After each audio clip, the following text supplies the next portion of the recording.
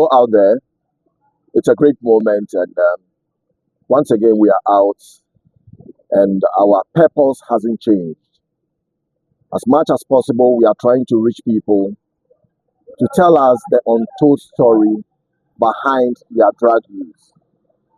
Already we've spoken to a lot of people out there, and today we are here to talk to our brother. And then I'm sure by the completion of this interview, we'll have an understanding about the genesis and how far he has come with his drug use. My brother, Yes. my name is Ricky and yours. Me? Ni. So Ni, this is get Wato area. And once you say Ni, it gives an impression that we are coming from almost the same, place, Gan for that matter. So that's my joy. I was born indigenous in this particular community. Okay. I grew up here, Right. and so I'm happy to be back here and having the opportunity to talk to me. Ni, when we came into the ghetto, we wanted to talk to you, but because of other situations, that we had there, it was difficult getting you to talk to. Now, Ni, how long have you used drugs? I wanted to start from that angle. Okay. Now, I'd like to make a distinction Mm, between drug addiction okay, and drug usage. okay, Now, the distinction for me is that I see myself as a user and not Okay. an addict, okay, which means that physiologically I'm not dependent on it. okay, So if I don't get it, it doesn't bother my system. okay, Yeah. Now, I'll go as far back as 2003 mm, when I started. This was in the UK, okay, and it was a matter of curiosity, okay. which killed the cat, of course. Yeah. So I didn't know. I didn't know how far it would take me. Mm. But throughout did I mention the time? Is that 2003? Yeah. Yeah, in the So UK. yeah. So we are talking about 20 odd years. Yeah, Right. roughly, yes. Yeah. Mm. But I don't use it daily, and Okay. I'm not dependent on it. Okay, so we'll No, come to the that. main drug that I use is crack cocaine. Crack cocaine, and you do heroin occasionally. Yes, I do heroin occasionally due to peer pressure. They Okay, say, yeah. oh, you need to take it to cooler. You need it to cooler. Okay, But I hardly purchase it myself. okay. So it's been about 22 years Yeah. now, and it appears is a justification, to be using for 22 years, whether often or not often, Yeah. and then make it look as though it's not much of a problem to you. Okay? Yeah. Because I am coming from the drug world myself. Okay. I started somewhere in 89, 1990, thereabouts. In the days of old, we used to do heroin, brown, Yeah. and then it was Gomoza. So when you mentioned 2003, Yeah. that was exactly the year I came out of drugs. Okay. So the unfortunate thing is that when I was coming out, you were entering. Yeah. Yeah.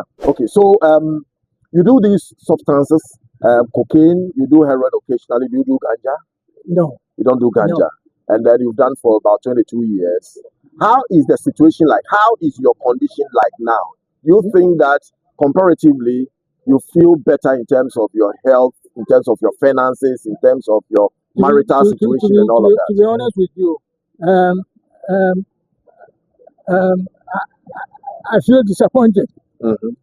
because the effect of it has been downhill rather Okay, than uphill, uphill. in the sense that you don't get anything out of it Mm. apart from the short time that you get The high. the euphoria. Mm, Yeah, the and then euphoria, yeah. and then after that, But and also one of the triggers, what triggers me most is when I have money.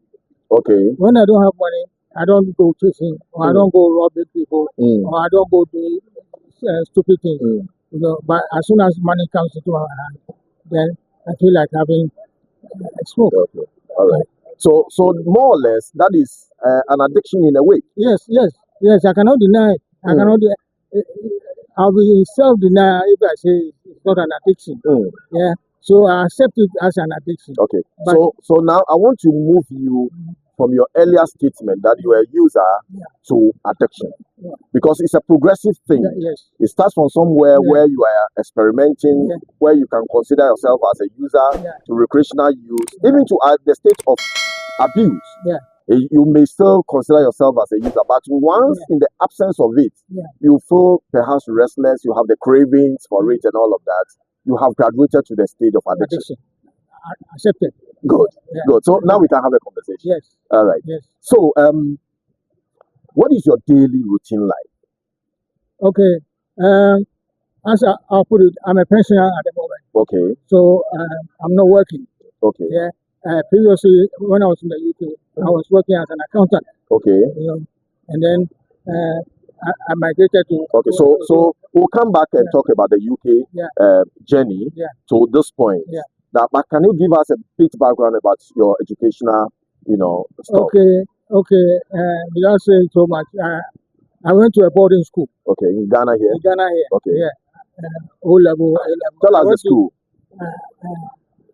Achimota School. Okay, so we are not bringing the school into sort of. Because the school didn't have any. It doesn't have anything to do with this Yeah. particular one. We want people to know that drugs are not respecter of the school you attended. No. So you went to Achimota? Yeah. Yeah, And then, our own Motown. Yeah, that's Good. right. And then from there, For I O went- level, yeah, for O you level, did A level. A level. Okay, And then I went to University of Ghana okay. and I read economics and political science. Mm. And then, You read political science and economics in the University of Ghana. yes, Which year is this? 1981. 91. 81. 81. Yeah, I graduated in 81. So how old are you now? Now I'm 69. 69. Yeah, close to 70. Wow. What I have picked up here with some of the people I've spoken to, when they tell you their age, they don't look it at all. Which is to say that if they were not using the drugs, they would have been, I don't know the adjective I have to use now, They didn't- very, very handsome and smart looking. Yeah, if I Because- show my old pictures, you see. Yes. So then after the University of Ghana, Then from the University of Ghana, I worked with a firm of accountants, and then I went to the UK to study okay, Full-time. to study what? accountancy Okay, and finance full time. And then when I got my certification, I started working in the practice. you started practicing in the UK. Yeah. Okay. But in the meantime, once I was pursuing my study, because I was self-financing, Mm. so I was doing all job security here, cleaning there, and so on. Just as it's always It's been the the case there. Yes. Yeah. But at that point, I had never touched drugs. Okay. And I even was vehement against drugs. Were you doing marijuana back in Achimota? No. I did marijuana once, and I vowed never to touch it again. Back in school? No, at the university. Because a University. friend of mine who has a strong addiction Mm. gave me some to try it. And out of that, I You didn't like the feeling? no, just made me laugh. And he was making mockery of me because of the effect it had on me. Mm. And I was also of the view that marijuana is a sort of thing that you don't know how it's going to react to. It's a psychedelic substance. It doesn't have one reaction. What I mean to say, its effects are different from person to person. Because some people take it and they smoke it just like a cigarette. Mm. You see, and so my view was that I don't know how it was going to react to me. Okay. So after that first taste, I was put off. You paused. Yeah. You paused because now you occasionally do marijuana. No. You don't do at all. No. Okay. So I get that. And so tell us about the UK experience and how you finally got yourself into using crack, cocaine, Right. and occasional heroin. Right. Now the UK experience is it's a very interesting one because it was introduced to me by a girl I wanted By a to girl? that I wanted to have an affair with, Mm. and A white or black girl? white, A white white girl. girl. Okay. So she took me. She had the money, and we went to my apartment, and she smoked it, and she smoked it on a coke can, and I said, "Oh, okay, let me try it." But when I tried it, I didn't feel anything. Mm. And out of my naivety, uh, she probably had smoked it all, but I did not know that there was nothing on it. So Yeah. I didn't feel any effect. So I said to myself, what's all the fuss about? You know. So, but subsequently, I found myself in the company of other girls, Yeah. you know, and that threw me into a link between drugs and sex. It's an interesting thing that when the men are pulling the women into the use of drugs, some men also are being pulled into the substance by women. So in your case, it was a girl that introduced you to the substance. Exactly. Aha. Exactly. Okay. So and then what happened after Yeah. that? You fell in love with it, and eventually Yeah. had to start buying with your money. Exactly. Yeah. Now, the point here I want to make is that drug use is always free to start with. There are people that, and there's nobody that started using drugs and first bought with their money. It's always free to start with. So that was exactly your case. Exactly. Yeah. Yeah. But at that point, my motive was not to indulge in drugs, but was to have sex with the girl. Okay. You know. So do you agree, or perhaps let me put it that way? Do you intend to educate us or making us to believe that there's a correlation between drug use and sex? Somehow. Most definitely, 100%. Because if I take you through the physiology of the effects of drugs, you know, It delays ejaculation or something? no.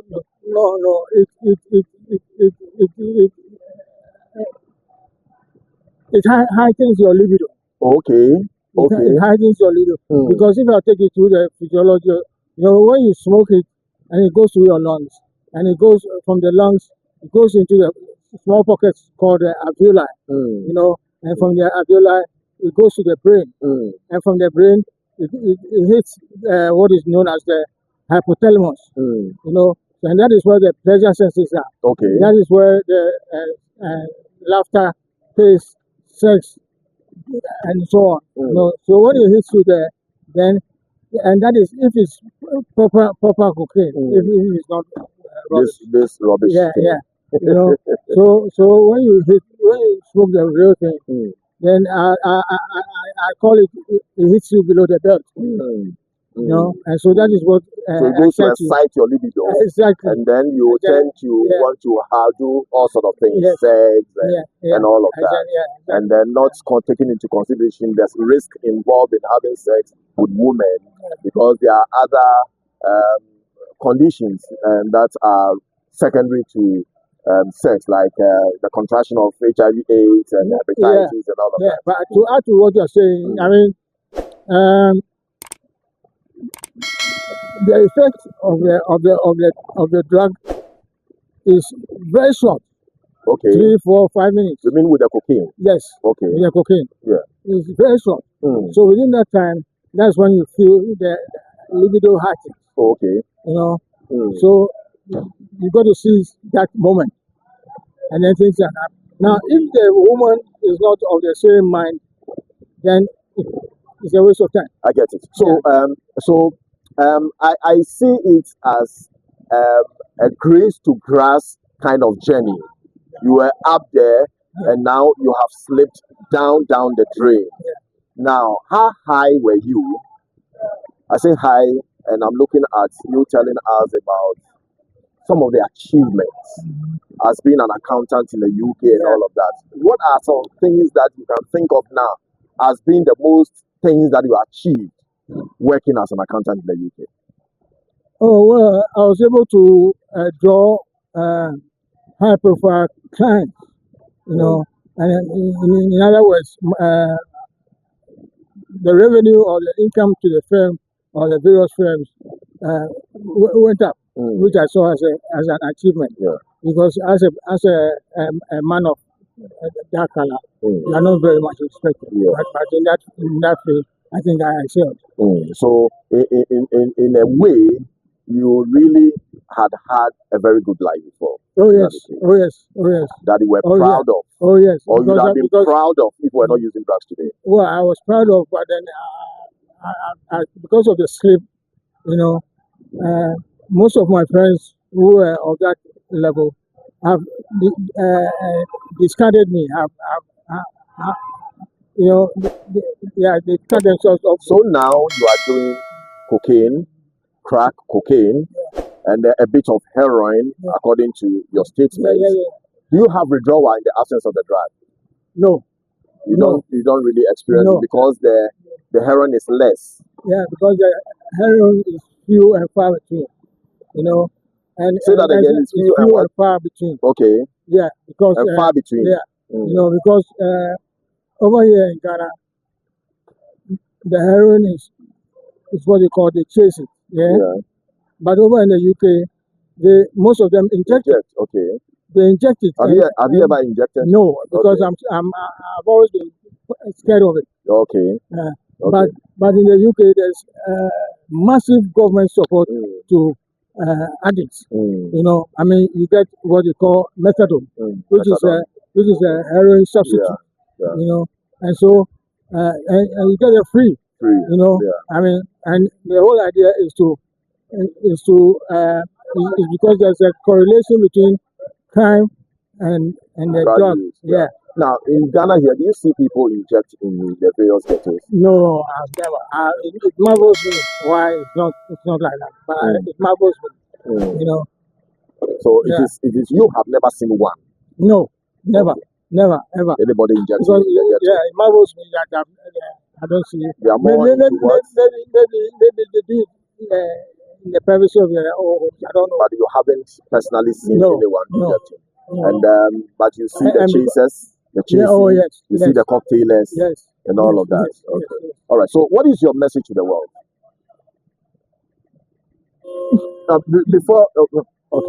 Before you answer this one, I was going to ask you your source of income now. How do you make money to be able to get the substance now? Right. I told you earlier on that I'm on a pension. Okay. So every 4 weeks or 28 days, money is sent to me to my account From the UK. Okay. You know? Okay. So that's how. That's what you use to Yeah. line yourself up. Yeah. All right. So, what's your message out there? There are young men and women out there. Some attended Achimota, that great school of ours. It's not about the school, like we have said, Yeah. because drugs are not respect of persons. They are not respecter of the school you attended, your religion, your color, and all of that. But there are young men and women out there who are making. The world is making them, some part of the world, let me put it this way, is making them feel as though it is quite a life when you are using drugs. Yeah. What do you have to say? Well, it's absolutely wrong Mm. because drugs is a destroyer. It Mm. doesn't make you any better. Mm. And the message I have to say is that if you haven't taken it before, don't try. Don't try it. Don't experiment. Mm. Don't try. Zero tolerance. Mm. Zero tolerance. Mm. Mm. Because like I said before, once it hooks you, that's You it. are gone. It's difficult to break You are up. gone. And I would add to it that since I've been in Ghana, I've been to rehab to come off it a couple of times, Mm. and I found out that it didn't help because at the end of the day, they see it as a money making machine. Yeah, but the rehab, I'm sure, did the best they could. They took you through the 12 steps program, which I'm sure you know of. Yes, They took you through the various counseling sessions that they do. They gave you detoxification, I'm sure. yes, So when it comes to the rehabilitation, it's quite noisy here, and let's see how best we can still do that. When it comes to the rehab, yeah, I'm sure they really are doing the very best they can. The sad part is that the money involved in rehabilitation is quite huge, which is something that we still are talking about. But for the rehab centers, a lot of them that I know of, which I work with, because I'm a drug addiction management person, I'm a counselor, and all of that. Yeah, and I'm not saying this because I'm coming from that part of the world, but I'm saying this to show that there are a lot of people who have tried rehabilitation and they are doing well. Like I told you, my journey through Yeah. addiction, Yeah. and I am doing well. Yeah. And there are countless number of people out there who have visited or gone to our rehab centers and who are doing great. Right. Sometimes the question is, how have you contributed to your relapse? That is also a very important Okay. question. Okay. Now, like I said to you, I became disillusioned with the rehab because of the methods they use. I mean, for example, they secure the environment with all kinds of barriers and what have you, and so your freedom is limited, and you are made to feel like a prisoner. They don't make you feel that you are there to find a solution. Okay. You know, Well, that would also be another subject for discussion another time. I believe that everything that is put in the rehabilitation center is for your good. The restriction and all of that, is to be able to get you to be in a particular protected environment, so that at least whilst they work on you, they'll be able to have you amongst them. yeah, but I want to. I disagree with you because for the time that I was there, I noticed that there was a high rate of escape. I mean that the people find all kinds of means To escape to and perhaps go and use the drug. exactly. All right. So thank you very much for talking to us. We are quite excited about this. You had the intellectual mind. He's been to UK. He started schooling here. Went to Achimota, one of the greatest schools, one of the finest you can find in Ghana. It's not about the school, but about the fact that perhaps out there in the UK, he mingled with people that didn't really help him, and the choice of friends he made, and then his own choices in life has brought him this low, so to speak. So I think the message is clear out there, and we want to thank you so very much for You're having to welcome. talk You're to us. welcome. Yeah. God bless And I you. think I look forward to another opportunity Good. to talk on this matter Good. because it is something dear to my heart in the sense that it has brought me so low, So low. and apart from that, it's a waste of money, basically. All right. Financially, it's not. All right. So thank you. Thank you so much. God bless us all. Bye bye.